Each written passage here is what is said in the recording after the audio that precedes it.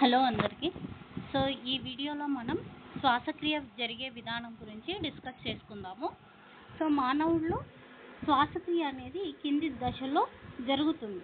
First వచ్చేసి శ్వాసించడం లేదా పుప్పుస ventilation. పుప్పుస ventilation అంటే ఆల్రెడీ మీకు నేను ఫస్ట్లోనే మీకు చెప్పినాను, మళ్ళీ ఒకసారి చూద్దాము. సో వాతావరణంలోని 21% ఆక్సిజన్ గల గాలిని ఉశ్వసించడం అంటే ఇక్కడ లోపలికి పీల్చడాన్ని ఉశ్వసించడం అని అంటాం అన్నమాట. వాయుకోశాలలోని కార్బన్ డయాక్సైడ్ అధికంగా ఉన్న గాలిని నిశ్వసించడం అంటే వాతావరణంలో ఉన్నటువంటి 21% ఆక్సిజన్ను లోపలికి పీల్చడాన్ని, తర్వాత వాయుకోశాలలో ఉన్నటువంటి కార్బన్ డయాక్సైడ్ని బయటికి వదలడాన్ని మనం పుప్పుస వెంటిలేషన్ లేదా శ్వాసించడం అని అంటాము. నెక్స్ట్ చూడండి, వాయువుల వినిమయం.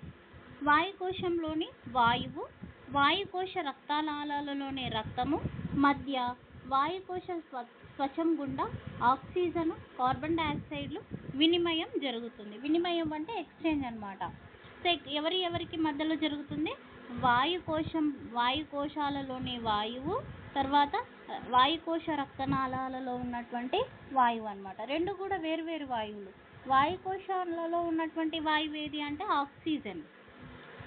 వాయుకోశ రక్తనాళాలలో ఉన్నటువంటి వాయువు ఏదంటే కార్బన్ డయాక్సైడ్. ఈ రెండు కూడా ఏమవుతూ ఉన్నాయి? వినిమయం జరుగుతూ ఉన్నాయి. అంటే రక్తనాళాలలోని కార్బన్ డయాక్సైడ్ ఏమో వాయుకోశాలలో ఉన్నటువంటి ఆక్సిజన్ రక్తనాళాలలోకి ఎంటర్ అవుతుంది. దీన్నే ఎక్స్చేంజ్ లేదా వినిమయం అని అంటాం అన్నమాట. దీన్నే బాహ్య శ్వాసక్రియ అని కూడా అంటారని ఆల్రెడీ మనం ఫస్ట్లోనే తెలుసుకున్నాం. నెక్స్ట్ చూడండి, వాయువుల రవాణా. రక్తం ద్వారా ఊపిరితిత్తులు, కణజాలాల మధ్య వాయువుల రవాణా జరుగుతుంది.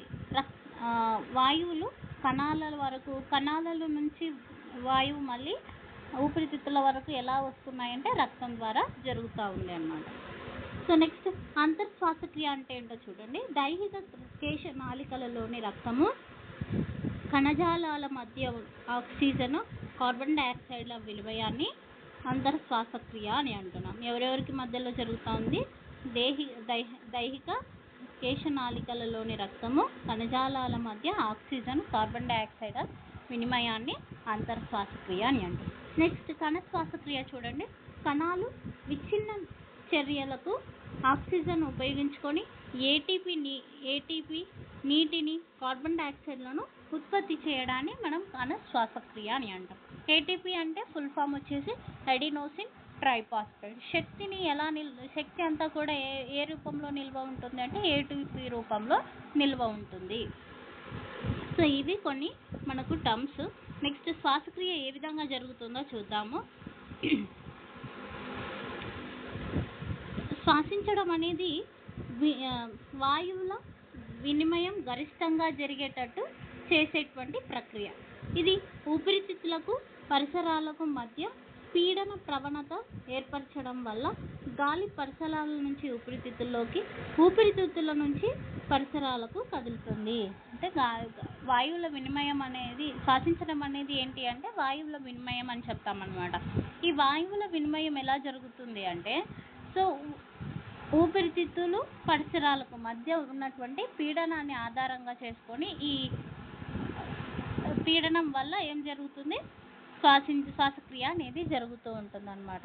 సో ఇప్పుడు చూడండి, ఫర్ ఎగ్జాంపుల్ వాతావరణంలో 21% ఆక్సిజన్ ఉంది, అది కూడా ఎక్కువగా ఉంది అన్నమాట. అంటే వాతావరణంలో ఆక్సిజన్ యొక్క పాక్షిక పీడనం ఎలా ఉంది అంటే, ఆక్సిజన్ అణువులు ఎక్కువగా ఉన్నాయి వాతావరణంలో, కాబట్టి ఆక్సిజన్ యొక్క పీడనం ఎలా ఉంది? పాక్షిక పీడనం వాతావరణంలో చాలా ఎక్కువగా ఉంది. దేంతో పోల్చుకుంటే? కార్బన్ డయాక్సైడ్తో పోల్చుకుంటే మనకు ఆక్సిజన్ యొక్క పీడనం వచ్చేసి, పాక్షిక పీడనం వచ్చేసి వాతావరణంలో ఎక్కువ ఉంది. అలాగే ఊపిరితిత్తుల్లో ఆక్సిజన్ యొక్క పాక్షిక పీడనము కార్బన్ డయాక్సైడ్తో పోల్చుకుంటే చాలా తక్కువగా ఉంటుంది అన్నమాట. మీకు తెలుసు కదా వ్యాపన పద్ధతి ఎలా జరుగుతుంది? అధిక గాఢత నుంచి అల్ప గాఢతకు, తక్కువ గాఢతకు అణువుల మూవ్మెంట్ అనేది జరుగుతూ ఉంటుంది, వ్యాపనం అనేది జరుగుతుంది. ఇక్కడ కూడా అంతే అన్నమాట. ఊపిరితిత్తులతో పోల్చుకుంటే ఆక్సిజన్ ఎక్కడ ఎక్కువగా ఉంది? బయట ఉంది. కాబట్టి బయట నుంచి ఆక్సిజన్ ఎక్కడికి వెళ్తుంది? ఊపిరితిత్తుల్లోకి వెళ్తుంది.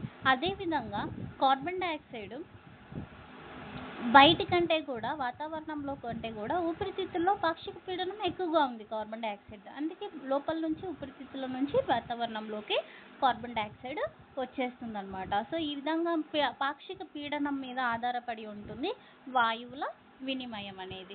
సో శ్వాసించడం అనేది 2 దశల్లో జరుగుతుంది. దాన్ని వచ్చేసి ఆ దశలు ఏవేవి అంటే ఉచ్ఛ్వాస, నిశ్వాస. గాలిని పీల్చడాన్ని ఉచ్ఛ్వాస అంటాము, గాలిని వదలడాన్ని నిశ్వాస అని అంటాము. సో ఆక్సిజన్ని పీలుస్తాము, కార్బన్ డయాక్సైడ్ని వదులుతాము. సో పీల్చడాన్ని ఉచ్ఛ్వాస అంటాము, వదలడాన్ని నిశ్వాసం అని అంటాము. ఉచ్ఛ్వాసం ఊపిరితిత్తుల్లోని పుపూస అంతర పీడనం వాతావరణ పీడనం కంటే తగ్గినప్పుడు జరుగుతుంది.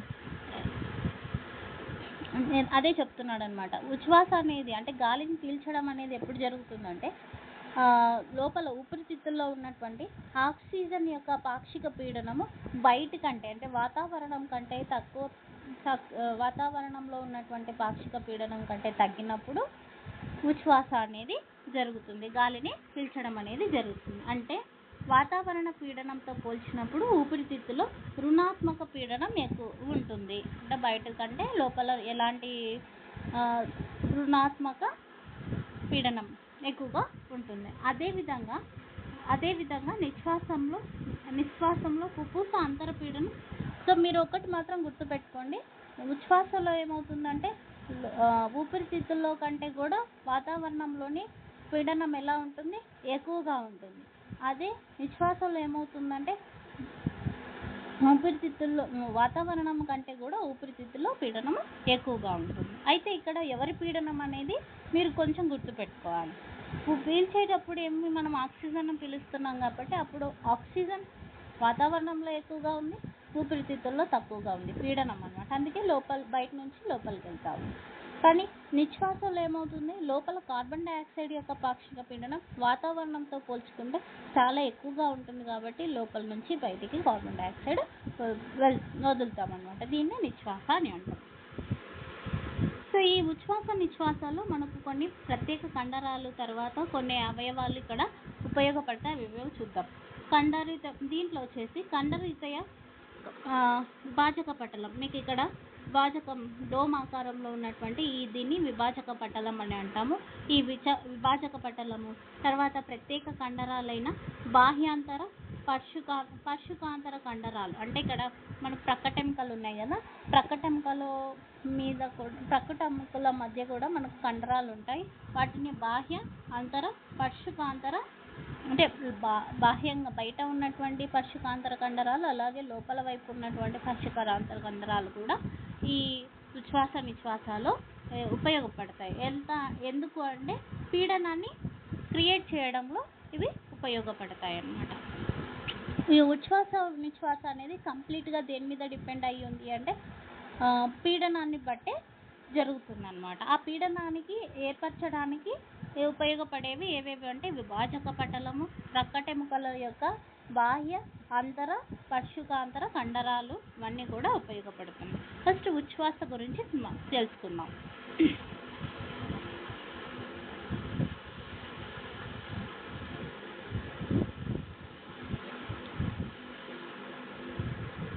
ఉచ్ఛ్వాస గురించి మాట్లాడితే దీన్ని ఇంగ్లీష్లో మనం ఇన్స్పిరేషన్ అంటున్నాము. అంటే గాలిని లోపలికి తీసుకుంటున్నాం కాబట్టి ఉచ్ఛ్వాస.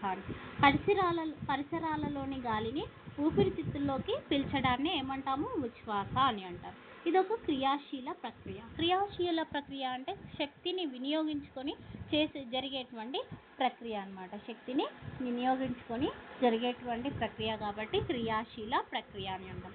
సో ఈ ప్రక్రియలో ఏమేమి జరుగుతుందంటే విభాజక పటల కండరాలు పర్షుకుల మధ్య గల వెలుపలి అంటే బాహ్య పర్షుకాంతర కండరాలు ఏమవుతున్నాయి? సంకోచిస్తున్నాయి, దగ్గరకు వచ్చేస్తున్నాయి. అంటే ఇక్కడ ఇది విభాజక పటలం, ఇక్కడ ఉండే కండరాలు ఏమవుతున్నాయి? సంకోచిస్తూ ఉన్నాయి, సంకోచం అవుతున్నాయి, అంటే దగ్గరకు అయిపోతున్నాయి. అలాగే ప్రక్కటెముకల్లో ఉన్నటువంటి బాహ్యాంతర కండరాలు ఏమవుతున్నాయి? కండరాలు ఏమవుతున్నాయి? సంకోచానికి గురవుతున్నాయి. సో ఇలా విభాజక పటలం సంకోచించడం వల్ల పూర్వపర అక్షంలో ఉరకుహర ఘన పరిమాణం ఏమవుతా ఉంది, పెరుగుతూ ఉంది అనమాట. పూర్వపర అక్షంలో ఏమవుతా ఉంది, ఘన పరిమాణము పెరుగుతూ ఉంది. సో వెలుపలి పర్షికాంతర కండరాల సంకోచం వల్ల ఉరోస్థి పైకి లేవడం వల్ల ఉరకుహరం పుష్ట ఉదర అక్షంలో విశాలం అవుతుంది. పుష్ట ఉదర అక్షంలో పైకి లేస్తూ ఉంది. అలాగే పూర్వ పరభాగంలో కూడా ఘన పరిమాణం పెరగడం వల్ల లోపల చూడండి మీరు ఇక్కడ ఘన పరిమాణం పెరగడం వల్ల వాయువు అక్కడ పాక్షిక పీడనం ఎలా ఉంటుంది, తక్కువగా ఉంటుంది అన్నమాట. సో విశాలం అవుతుంది. ప్లేస్ పెరిగితే ఏమవుతుంది, అక్కడ ఉన్న అణువుల యొక్క పీడనం ఏమవుతుంది, తగ్గుతుంది. కాబట్టి తగ్గినప్పుడు బయట నుంచి గాలి లోపలికి వస్తుంది. ఫలితంగా ఉరకుహర ఘన పరిమాణం పెరిగి దాంతోపాటు పుప్పూస పరిమాణం పెరుగుతాయన్నమాట. దీనివల్ల ఏమవుతుందంటే ఘన పరిమాణం పెరగడం వల్ల ఏమవుతుంది, పీడనం తగ్గుతుంది. పీడనం తగ్గి ఇక్కడ మనకు రుణాత్మక పీడనం అనేది ఏర్పడి ఊపిరితిత్తుల్లోకి వాతావరణంలోని గాలి అనేది లోపలికి వచ్చేస్తుంది అనమాట. సో ఇది ఉచ్ఛ్వాసలో ఏ ఏ కండరాలు సంకోచిస్తున్నాయి అంటే విభాజక పటల కండరాలు, వెలుపలి పర్షకాంతర కండరాలు సంకోచించడం వల్ల పూర్వపర మరియు పుష్ట ఉదర అక్షంలో ఏమవుతా ఉంది, ఘన పరిమాణం పెరుగుతూ ఉంది. ఎప్పుడైతే లోపల ఊపిరితిత్తుల ఘన పరిమాణం పెరుగుతూ ఉందో అక్కడ పీడనం తగ్గి రుణాత్మక పీడనం ఏర్పడడం వల్ల బయట నుంచి గాలి లోపలికి ఎంటర్ అవ్వడం అనేది జరుగుతుంది. ఇక్కడ 2 డయాగ్రామ్లు ఇచ్చినాడు చూడండి. ఫస్ట్ డయాగ్రామ్లో మీరు గమనించవచ్చు లోపల ఊపిరితిత్తు యొక్క ఘన పరిమాణం పెరిగింది, కానీ రెండో దాంట్లో చూసినట్లయితే ఘన పరిమాణం తగ్గింది. సో ఇది వచ్చేసి నిశ్వాస కండిషన్. దీని గురించి ఇప్పుడు మళ్ళీ ఇప్పుడు డిస్కస్ చేస్తున్నాము. వాయుకోశాలు నెక్స్ట్. నిశ్వాస అంటే ఎక్స్పిరేషన్, ఇంగ్లీష్లో ఎక్స్పిరేషన్, బయటికి గాలి వదలడాన్ని ఎక్స్పిరేషన్ లేదా నిశ్వాసం అని అంటాం. వాయుకోశాలలోని గాలి బయటికి విడుదల కావడాన్ని నిశ్వాసం అని అంటాం. వాయుకోశాలలో ఇప్పుడు ఏ గాలి ఉంది అంటే కార్బన్ డైఆక్సైడ్ వచ్చిందనమాట. ఇది ఒక నిష్క్రియ ప్రక్రియ. ఇది ఎలాంటి ప్రక్రియ, నిష్క్రియ ప్రక్రియ అన్నమాట. విభాజక పటలము వెలుపలి పర్షకాంతర కండరాలు ఇక్కడ ఏమవుతున్నాయి, అక్కడ సంకోచించాయి. ఇక్కడ ఏమవుతున్నాయంటే వ్యాకోచించడం, అంటే మళ్ళీ యథాస్థానానికి రావడం వల్ల లోపల కార్బన్ డైఆక్సైడ్ యొక్క పాక్షిక పీడనం పెరిగి లోపల నుంచి గాలి బయటికి నెట్టబడుతుంది అనమాట. ఏ గాలి అంటే కార్బన్ డైఆక్సైడ్ గాలి. సో కండరాలు సడలడం వల్ల ఉరోస్థి తిరిగి యథాస్థానానికి చేరుకోవడం వల్ల ఉరకుహరం యొక్క ఘన పరిమాణం ఏమవుతా ఉంది, ఇక్కడ తగ్గిపోతూ ఉంది. తగ్గడం వల్ల లోపల పీడనం ఎక్కువైపోతుంది. ఘన పరిమాణం తగ్గడం వల్ల లోపల అణువుల యొక్క పీడనం ఏమవుతా ఉంది, పెరుగుతూ ఉంది. దానివల్ల లోపల ఉన్నటువంటి కార్బన్ డైఆక్సైడ్ అణువులు బయటకు నెట్టబడుతున్నాయి. దీన్నే మనం నిశ్వాస అని అంటాం. సో ఇక్కడ ఒక గమనిక అని బాక్స్ ఇచ్చినాడు. అంతర్పర్షకాంతర కండరాలు తర్వాత పార్శ్వ ఉదర కండరాలు సహాయం వల్ల ఎలాంటి నిశ్వాస జరుగుతుంది, బలవంత నిశ్వాస జరుగుతుంది అనమాట. బలవంత నిశ్వాస అంటే బలవంతంగా గాలిని ఇంకా ఎక్కువగా పీల్చడాన్ని బలవంత నిశ్వాస అని అంటాం. సో చూడండి, మానవుడు ఒక ఆరోగ్యవంతమైనటువంటి మానవుడు నిమిషానికి ఎన్నిసార్లు శ్వాసిస్తాడంటే 12 నుంచి 16 సార్లు శ్వాసిస్తాడు. అంటే గాలిని పీల్చుకోవడం, వదలడం ఇలా నిమిషానికి ఎన్నిసార్లు చేస్తాడు, 12 నుంచి 16. చాలామంది స్టూడెంట్స్ ఏమనుకుంటూ ఉంటారంటే మామూలుగా గుండె ఎన్నిసార్లు కొట్టుకుంటుంది నిమిషానికి అంటే 72 సార్లు అని చెప్తాం కదా, అదే దాన్ని ఇక్కడ అప్లై చేస్తూ ఉంటారు అనమాట. ఎన్నిసార్లు మానవుడు ఒక నిమిషంలో శ్వాసిస్తాడంటే 72 సార్లు అని చెప్పేస్తూ ఉంటారు. బట్ అది రాంగ్ అనమాట. ఒక నిమిషానికి ఒక మనిషి ఎన్నిసార్లు శ్వాసిస్తాడంటే 12 నుంచి 16 సార్లు. శ్వాస కదలికలో కలిగే వాయుగణ పరిమాణాలు ఒక పరికరం ద్వారా కొలుస్తారు. అది ఏది అంటే స్పైరోమీటర్. ఇది బాగా గుర్తుపెట్టుకోండి. శ్వాస కదలికలలో కలిగే వాయుగణ పరిమాణాలను దేనితో కొలుస్తారంటే స్పైరోమీటర్ అన్నమాట. వీటిని వైద్య చికిత్సలో పుప్పూస విధులను అంచనా వేయడానికి ఉపయోగిస్తారు. అంటే దీని ద్వారా ఏదేది అంటే నిశ్వాస ఎంతసేపు జరుగుతుంది, ఉచ్ఛ్వాస ఎంతసేపు జరుగుతుంది, దీన్ని బట్టి డాక్టర్స్ డిసైడ్ చేస్తారనమాట. అంటే ఒక వ్యక్తి ఆరోగ్యంగా ఉన్నాడా లేదా అనేది దీని ద్వారా డిసైడ్ చేస్తారనమాట. సో సో నెక్స్ట్ చూడండి ఘన పరిమాణాల గురించి డిస్కస్ చేసుకుందాము. ఇక్కడ నుంచి మనకు మ్యాచ్ ద ఫాలోయింగ్ వచ్చేటువంటి ఈ ఘన పరిమాణాలు సామర్థ్యాల నుంచి మ్యాచ్ ద ఫాలోయింగ్ వచ్చేటువంటి అవకాశాలు ఉన్నాయి. సో కంపల్సరీ ఇవి గుర్తుపెట్టుకోండి. So first టైడల్ volume. టైడల్ వాల్యూమ్ అంటే దీన్ని ఇంగ్లీష్లో దీన్ని టైడల్ వాల్యూమ్ అంటాము. దీన్ని టీవీ అని డినోట్ చేస్తామన్నమాట. సో అంటే ఏంటి అంటే సాధారణ ఉచ్ఛ్వాస లేదా నిశ్వాసలో పీల్చుకునే లేదా వదిలేసే గాలి ఘన పరిమాణాన్ని టైడల్ వాల్యూమ్ అంటాం. నార్మల్గా ఒక మనిషి గాలిని పీల్చుకోవడం సాధారణ పరిస్థితుల్లో నార్మల్గా ఎంత గాలిని పీల్చుకుంటున్నాడు, ఎంత గాలిని వదులుతున్నాడో దాని యొక్క ఘన పరిమాణాన్ని మనం టైడల్ వాల్యూమ్ అని అంటాం. ఇది సుమారు ఎంత ఉంటుందంటే 500 మిల్లీలీటర్లు ఉంటుంది. ఆరోగ్యవంతమైన మానవుల్లో చూసుకున్నట్లయితే ఒక నిమిషానికి ఇది ఎంత ఉంటుందంటే 6000 నుంచి 8000 మిల్లీలీటర్ల గాలిని ఉచ్ఛ్వసించడం లేదా నిశ్వసించడం జరుగుతుందన్నమాట. ఒక హెల్తీ పర్సన్లో టైడల్ వాల్యూమ్ ఎంత ఉంటుందంటే 1 మినిట్కి 6000 మిల్లీలీటర్ల నుంచి అంటే పీల్చుకోవడం అనమాట. 6000 నుంచి 8000 మిల్లీలీటర్ల గాలిని పీల్చుకోవచ్చు లేదా 6000 నుంచి 8000 మిల్లీలీటర్ల గాలిని నిశ్వసించవచ్చు, వదలొచ్చు అనమాట. నెక్స్ట్ వచ్చేసి ఉచ్ఛ్వాస విలువ ఘన పరిమాణం. దీని ఇంగ్లీష్లో వచ్చేసి ఇన్స్పిరేటరీ రిజర్వ్ వాల్యూమ్ ఐఆర్వి అని సూచిస్తాము. ఉచ్ఛ్వాస నిలువ ఘన పరిమాణం. అంటే ఏంటంటే బలవంతంగా ఊపిరి పీల్చినప్పుడు టైడల్ వాల్యూమ్ కంటే అధికంగా పీల్చుకోగలిగిన గాలి ఘన పరిమాణాలని ఉచ్ఛ్వాస నిలువ ఘన పరిమాణం. అంటే ఉచ్ఛ్వాస అంటే ఏంటి, గాలిని పీల్చుకోవడం. ఇక్కడ ఏమంటున్నాడంటే సాధారణంగా కాదు, ఇక్కడ ఏమంటున్నాడు బలవంతంగా పీల్చినప్పుడు. సాధారణంగా అన్నప్పుడు 6000 నుంచి 8000 మిల్లీలీటర్లు అని చెప్పాను. కానీ ఇక్కడ ఏమంటున్నాడు కొంచెం బలవంతంగా మనం గాలి పీల్చినప్పుడు, బాగా బలవంతంగా పీల్చండి, అప్పుడు ఏమవుతుంది సాధారణ కంటే కూడా కొంచెం గాలి ఎక్కువగానే పీలుస్తాం. సాధారణ కంటే ఎంత ఎక్కువ గాలిని మనం పీల్చినామో దాన్ని ఏమంటామంటే ఉచ్ఛ్వాస నిలువ ఘన పరిమాణం. దీన్నే ఐఆర్వి అని అంటాం. ఇది సుమారు ఎంత ఉంటుందంటే 2500 మిల్లీలీటర్ల నుంచి 3000 మిల్లీలీటర్ల వరకు ఉంటుంది. ఎంత ఉంటుంది 2500 మిల్లీలీటర్ల నుంచి 3000 మిల్లీలీటర్ల వరకు ఉంటుంది. నెక్స్ట్ నిశ్వాస నిలువ ఘన పరిమాణం. ఇందాక బలవంతంగా పీల్చినప్పుడు ఎంత ఎక్కువ గాలిని అయితే మనం పీల్చినాము సాధారణ దాన్ని ఉచ్ఛ్వాస నిలువ ఘన పరిమాణం అని చెప్పినాం. ఇప్పుడు నిశ్వాస అనమాట. గాలిని బలవంతంగా వదిలినప్పుడు ఎంతైతే సాధారణ నిశ్వాస కంటే ఎంత గాలిని అయితే మనం బలవంతంగా బయటికి పంపించామో దాన్నే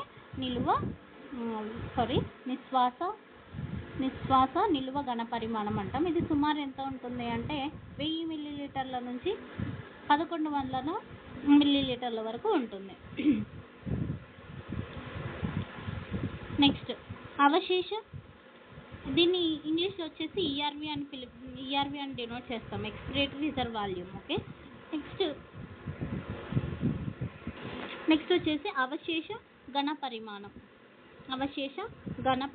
ఇంగ్లీష్లో వచ్చేసి రెసిడ్యుయల్ వాల్యూమ్ అని అంటాము. బలవంత నిశ్వాస అనంతరం ఊపిరితిత్తులో మిగిలి ఉండేటువంటి గాలి ఘన పరిమాణాన్ని అవశేష ఘన పరిమాణం అంటాం. ఇప్పుడు బలవంతంగా మనం ఏం చేస్తాము, గాలిని బయటికి వదిలిన తర్వాత సో ఎంత అంటే బలవంతంగా అంటే గాలిని బయటికి పంపించిన తర్వాత ఊపిరితిత్తుల్లో ఎంత గాలి అయితే మిగిలి ఉందో దాని యొక్క ఘన పరిమాణాన్ని మనం అవశేష ఘన పరిమాణం అంటాం. ఇది సుమారు 1100 నుంచి 1200 మిల్లీలీటర్ల వరకు ఉంటుంది. పైన వివరించిన కొన్ని శ్వాస ఘన పరిమాణాలు కలపడం వల్ల అనేక పుప్పూస పరిమాణాలను ఉత్పాదించంటే పైన ఉన్నటువంటివన్నీ కలిపి మనకు వేరే వేరే పుప్పూస పరిమాణాలను మనం తెలుసుకోవచ్చు అన్నమాట.